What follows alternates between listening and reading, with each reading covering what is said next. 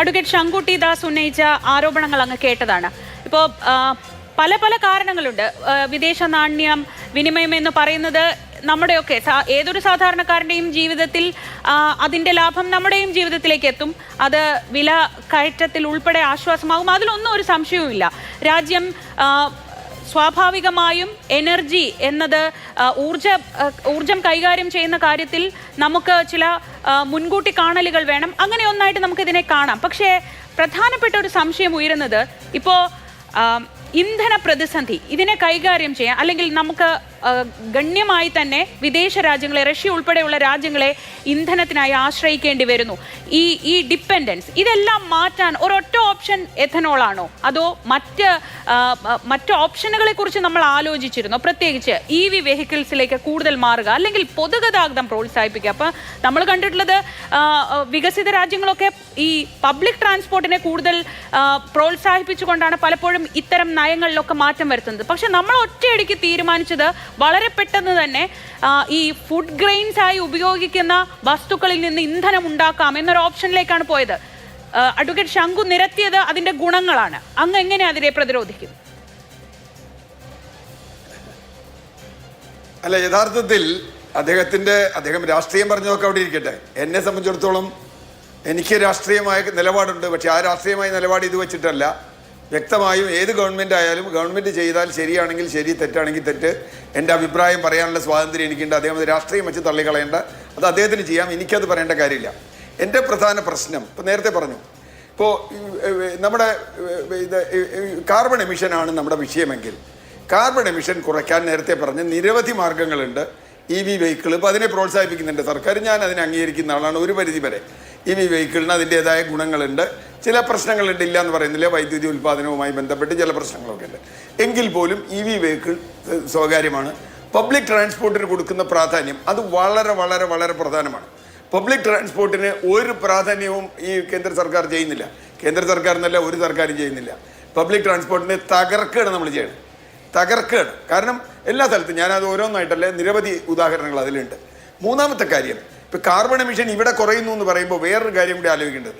അദ്ദേഹം കരിമ്പിൽ നിന്ന് മാത്രമാണ് ഇതെടുക്കുന്നതെന്നുള്ള മട്ടിലാണ് അദ്ദേഹം പറഞ്ഞത്. അല്ല, ഇതിൽ ഏറ്റവും കൂടുതൽ കരിമ്പ് വരും. കരിമ്പ് ഇവിടെ എത്തനോൾ ഉണ്ടാക്കുന്നുണ്ട്, അല്ലെങ്കിൽ മറ്റേ സ്പിരിറ്റ് ഉണ്ടാക്കുന്നുണ്ട്, അതൊക്കെ ഉണ്ടാക്കുന്നുണ്ട്.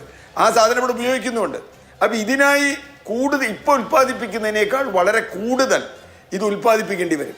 കരിമ്പും മാത്രമല്ല, കരിമ്പ് ഉൽപ്പാദിപ്പിക്കുമ്പോൾ തന്നെ വളരെ നെഗറ്റീവായ അറ്റ്മോസ്ഫിയറിക് അല്ലെങ്കിൽ എൻവറോൺമെൻറ്റൽ ഇഷ്യൂസ് ഉണ്ട്. കാരണം ഒരുപാട് വെള്ളം വേണ്ട ഒരു സാധനമാണ് കരിമ്പ്, ഒരുപാട് വെള്ളം.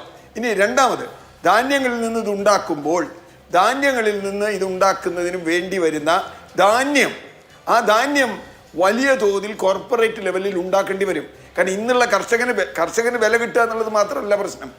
ഈ ധാന്യത്തിൻ്റെ പ്രശ്നം, കർഷകൻ്റെ വില പ്രധാനമാണ് എന്ന് പറയുമ്പോൾ തന്നെ അതേപോലെ തന്നെ ഫുഡ് സെക്യൂരിറ്റി എന്നത് വളരെ വളരെ വളരെ പ്രധാനമാണ്.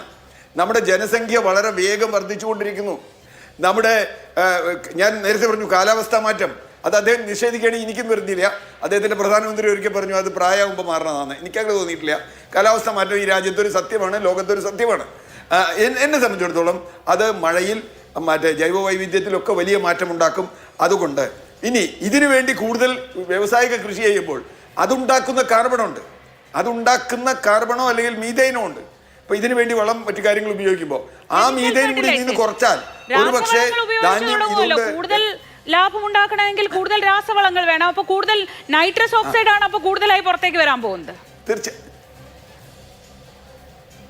ഞാൻ പറയുന്നത് നൈട്രസ് ഓക്സൈഡും മീഥൈനും വലിയ തോതിൽ പുറത്തേക്ക് വരും.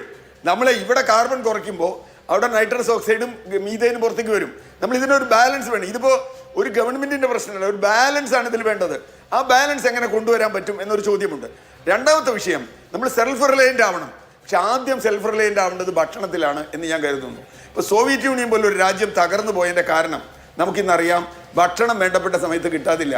ആളുകൾ ഈ അപ്പത്തിന് വേണ്ടി ക്യൂ നിന്നതിൻ്റെ ഫലമാണ് അവിടെ ആളുകൾ, പോളണ്ടും സോവിയറ്റ് യൂണിയനും ചെക്കോസ്ലോവാക്യയും ഒക്കെ പൊളിഞ്ഞു പോയത്. അത് ഭക്ഷ്യദാരിദ്ര്യം, ഭക്ഷ്യക്ഷാമത്തിന് വന്നാൽ അത് ഒരു രാജ്യത്തെ ഏത് പാർട്ടി ഭരിച്ചാലും അത് പറ്റില്ല. അതുകൊണ്ട് ഇത് കരിമ്പ് കൃഷി ചെയ്യുന്നവന് എന്തോ ചില നേട്ടമുണ്ടാവും, ഇല്ലാന്നും ഞാൻ പറയുന്നില്ല. ഒരുപാട് പേർക്ക് നേട്ടമുണ്ടാവില്ല എന്ന് പറയുന്നില്ല. പക്ഷേ അവിടെയും എൻ്റെ priority the lowest strata of the സൊസൈറ്റിയാണ്. സമൂഹത്തിൽ ഏറ്റവും താഴെ നിൽക്കുന്നവരാണ് കാരണം ഗവൺമെന്റ് പ്രയോറിറ്റി അതാവണം. ഗവൺമെന്റ് പ്രയോറിറ്റി ഫോറിൻ എക്സ്ചേഞ്ച് കൊണ്ട് ലാഭം ഉണ്ടാക്കുന്ന കോർപ്പറേറ്റുകളല്ല. അവരിത് മറിച്ച് ഗവൺമെന്റ് പ്രൊട്ടക്ട് ചെയ്യേണ്ടത് ആരെയാണ്? ഏറ്റവും പ്രൊട്ടക്ട് ചെയ്യേണ്ടത് ഏറ്റവും താഴെ നിൽക്കുന്ന ആളെയാണ്. അവർക്കാണ് ഗവൺമെന്റ് കൊടുക്കേണ്ടത്, അല്ലാണ്ട് മറ്റവർക്ക് റേഷൻ വേണ്ട. ഇപ്പോൾ FCIയിൽ ധാന്യശേഖരം ഇല്ലാതായാൽ, ബഫർ സ്റ്റോക്ക് ഇല്ലാതായാൽ, അല്ലെങ്കിൽ ബഫർ സ്റ്റോക്ക് അതിനേക്കാൾ കൂടിയ വിലയ്ക്ക് കർഷകർ ഈ അടയ്ക്കുന്ന ഇപ്പം എന്താ FCIക്ക് അടയ്ക്കുന്നത്? കാരണം അവർക്ക് ഏറ്റവും നല്ല വില കിട്ടുന്നത് ഇപ്പോൾ മണ്ടിയാണെങ്കിലും, നമ്മൾ കർഷക സമരമൊക്കെ ഓർമ്മയുണ്ട്, മണ്ടിയാണെങ്കിലും അവർക്ക് നല്ല വില കിട്ടുന്ന അവിടെയാണ്. പക്ഷെ അതിനേക്കാൾ വലിയ വിലയാണെങ്കിലോ ഈ കർഷക ബില്ല് കൊണ്ടുവന്നപ്പോൾ കർഷക സംഘടനകൾ എത്ര ശക്തമായ സമരം നടത്തി. ആ ബില്ല് സർക്കാരിന് പിൻവലിക്കേണ്ടി വന്നില്ലേ? അതിൽ കർഷക സംഘടനകൾ ഉന്നയിച്ച ഒരു പ്രധാന കാര്യം ഇതാണ്. ഇതിൻ്റെ ഒരു കോർപ്പറേറ്റ് വൽക്കരണമാണ്. ആ കോർപ്പറേറ്റ് വന്നാൽ കർഷകർ പോലും ഇവർക്കേ കൊടുക്കുള്ളൂ അരി, അല്ലെങ്കിൽ ഗോതമ്പ്, അല്ലെങ്കിൽ ചോളം. കാരണം എന്താ? ഇവർക്ക് കൊടുത്താൽ ഇവർ മറ്റവരുടെ ഇരട്ടി വില കൊടുക്കും. അപ്പോൾ കോമ്പറ്റീറ്റീവ് ഇൻ ദ മാർക്കറ്റ്. പക്ഷേ പാവപ്പെട്ട മനുഷ്യൻ കോമ്പറ്റീറ്റീവ് അല്ല സുഹൃത്തുക്കളെ. അതാണ് പ്രശ്നം. കോമ്പറ്റീറ്റീവ് അല്ല പാവപ്പെട്ട മനുഷ്യൻ. അവൻ പ്രൊട്ടക്ഷൻ വേണ്ട ആളാണ്. അതാണ് ഗാന്ധി അങ്ങനെ തന്നെ പറയുന്നത്. ഏറ്റവും ലോവസ്റ്റായ ആളുടെ പ്രൊട്ടക്ഷൻ, അതെന്തെങ്കിലും എറിഞ്ഞു കൊടുക്കലല്ല. അവർ ഈ രാജ്യത്തെ പൗരന്മാരാണ്. അവർക്ക് പ്രൊട്ടക്ഷൻ ഇല്ലാതെ വന്നാൽ അതൊരു രാജ്യത്തിൻ്റെ ഏറ്റവും വലിയ നാശത്തിലേക്ക് നയിക്കും. ഇനിയിപ്പോൾ പറഞ്ഞു, ഇപ്പോൾ ഇവിടെ രണ്ടുപേര് പറഞ്ഞു അതിൻ്റെ വിദഗ്ധർ. ഞാൻ അത്ര വിദഗ്ധനൊന്നുമല്ല, എനിക്ക് വണ്ടിയില്ല, അതുകൊണ്ട് എനിക്കറിയില്ല. അപ്പോൾ ഇതിൻ്റെ പെട്രോളിൻ്റെ ഇത് കുറയുന്നു, കലോറിഫിക് വാല്യൂ കുറയുന്നു. അതിൻ്റെ ഫലമായി മൈലേജ് കുറയുന്നു. പക്ഷെ പെട്രോളിൻ്റെ വിലയിൽ 1 രൂപ കുറഞ്ഞു ശ്രീജ. 1 രൂപ കുറഞ്ഞില്ലല്ലോ, കൂടല്ലേ ഇത്? 1 രൂപ കുറഞ്ഞു. 5% 20% ആക്കിയാലും കുറയില്ല. അവിടെയാണ് കളി. അവിടെയാണ് ഇതിൻ്റെ അടുത്ത കളി വരുന്നത്. കാരണം എന്താ? പെട്രോളിൻ്റെ വില കുറയണ്ടേ? എൻ്റെ മൈലേജ് കുറഞ്ഞാലെങ്കിലും എനിക്ക് എൻ്റെ പെട്രോളിൻ്റെ വില കുറഞ്ഞ് കിട്ടണ്ടേ? മൈലേജ് കുറയുമ്പോൾ ഞാൻ അടിക്കുന്നപ്പോൾ 15 കിലോമീറ്റർ കിടന്ന് 12 ആയാൽ ഞാൻ അത്രയും കൂടുതൽ അടിക്കണ്ടേ? അപ്പോൾ അത് കുറയില്ല, അതിലൊന്നും കുറയ്ക്കില്ല, ഇതിൻ്റെ ടാക്സ് കുറയ്ക്കില്ല, ഒന്നും കുറയ്ക്കില്ല. എന്നിട്ട് നിങ്ങൾ പറയുകയാണ് ഇത് 20% ആയി എന്ന് പറയുകയാണ്. അതും ഈ പറഞ്ഞതുപോലെ 2023 മുമ്പുള്ള വെഹിക്കിൾസിന് അത് ഗുണമാണെന്നൊക്കെ പറഞ്ഞാലും ഇപ്പോൾ 2 വിദഗ്ധർ ആ മേഖലയിൽ പ്രവർത്തിക്കുന്ന 2 ആളുകൾ പറഞ്ഞ കാര്യമാണ് ഞാൻ പറഞ്ഞത്. അത് കേട്ടിട്ടാ, ഞാനിപ്പോൾ അതിൽ വിദഗ്ധനൊന്നുമല്ല അല്ലേനും. പക്ഷെ ഞാൻ കാർബൺ എമിഷനിൽ വിദഗ്ധനാണ്. കാർബൺ എമിഷന്റെ കാര്യത്തിൽ ഞാൻ ഉറപ്പായി പറയുന്നു, വ്യാവസായിക അടിസ്ഥാനത്തിൽ രാസവളം ഉപയോഗിച്ച് വലിയ തോതിൽ ഇതിനു വേണ്ടി ധാന്യം ഉൽപ്പാദിപ്പിച്ചാൽ, കാരണം ധാന്യം ഉൽപ്പാദിപ്പിക്കണമല്ലോ. ഇപ്പോഴുള്ള 35.4 കോടി ടണ്ണിൽ നിന്ന് 48 ആക്കണം 2050 ആകുമ്പോഴേക്കും. എന്തിന്? എല്ലാവർക്കും ഭക്ഷണം കൊടുക്കാൻ. അതുപോരാ, അതിൻ്റെ കൂടെ അതിൻ്റെ ഒരു ഇരട്ടി കൂടി ഉണ്ടാക്കണം. അപ്പോൾ എവിടെ ഉണ്ടാക്കും ഇത്? അപ്പോൾ വനം, ജൈവവൈവിധ്യം, വെള്ളം, വരൾച്ച, ഇതൊക്കെ അദ്ദേഹത്തിൻ്റെ രാഷ്ട്രീയമാണ് ഞാൻ പറയുന്നത്. അദ്ദേഹം പറയുകയാണെങ്കിൽ എനിക്കൊന്നും പറയാനില്ല. ഞാൻ സയൻസാണ് പറഞ്ഞത്. ഈ സയൻസിന് അദ്ദേഹം ഇതിനെക്കുറിച്ചൊന്നും മറുപടി പറഞ്ഞില്ലല്ലോ. ക്ലൈമറ്റ് ചേഞ്ചിനെ കുറിച്ച് അദ്ദേഹം മിണ്ടിയില്ലല്ലോ. ക്ലൈമറ്റ് ചേഞ്ച് ഏറ്റവും കൂടുതൽ ബാധിക്കുന്ന കൃഷിയല്ലേ? കാർഷികോൽപ്പന്നത്തിൽ കുറവുണ്ടാകുന്നു എന്നുള്ളത് ലോകം അറിയുന്ന ഒരു കാര്യമാണ്. ലോകത്ത് പല രാജ്യങ്ങളിലും കാർഷികോൽപ്പന്നങ്ങളിൽ കുറവുണ്ടാകുന്നുണ്ട്, കാരണം ക്ലൈമറ്റ് ചേഞ്ച് ചെയ്താൽ. മാത്രമല്ല, അപ്പോൾ ഫുഡ് സെക്യൂരിറ്റിയുടെ വിഷയം. അപ്പോൾ അതാണ് ഞാൻ പറഞ്ഞത്, സെൽഫ് റിലയൻസ് വേണം. ആദ്യം വേണ്ട സെൽഫ് റിലയൻസ് ഫുഡിലാണ്, ഭക്ഷണത്തിലാണ്.